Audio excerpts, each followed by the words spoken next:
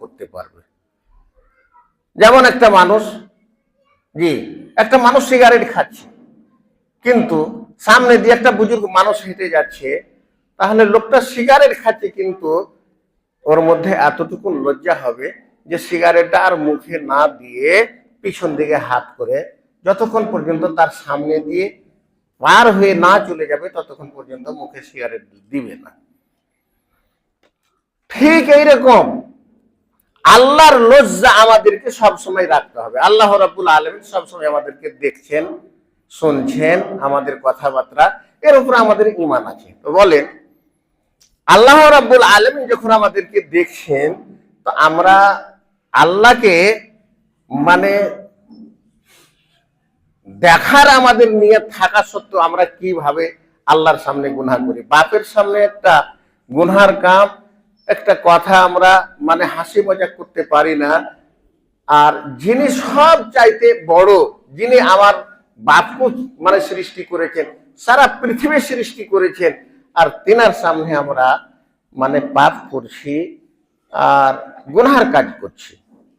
আল্লাহ রাব্বুল আলামিন কোরআনে কারীমের সূরা আহজাবের 52 নম্বর আয়াতের শেষ প্রান্তে, শেষ দিকে বলছেন, কি বলছেন?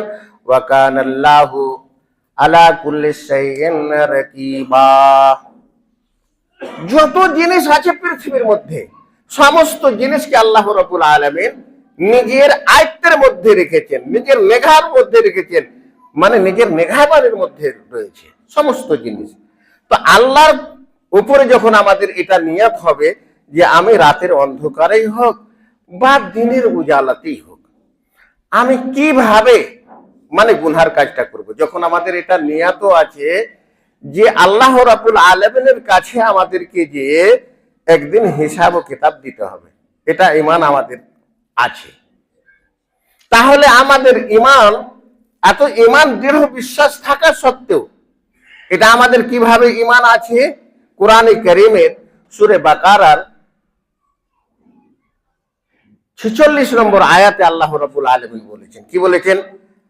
আল্লাযীনা ইয়াজুন্নুনা আন্নাহুম মুলাকু রাব্বিহিম ওয়া আন্নাহুম ইলাইহি রাজিউন।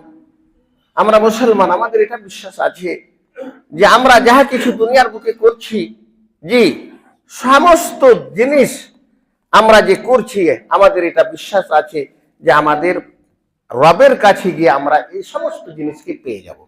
সমস্ত জিনিস আমরা দেখব, যা গুনাহ আমরা করছি সেই গুনাহগুলো আমাদের সামনে নিয়ে আসা হবে, সেই গুনাহগুলোকে আমরা দেখব, এবং আল্লাহ রাব্বুল আলামিনের কাছে আমাদেরকে ফিরে যে এই সমস্ত গুনাহগুলোকে দেখতে হবে। যখন এটা আমাদের বিশ্বাস আছে, তো আমরা গুনার কাজ কেমন করে করছি?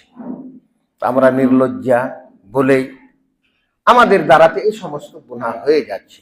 প্রাণের ভাইরা আমার, গুনাহ না ছাড়লে জান্নাত যাওয়া যাবে না।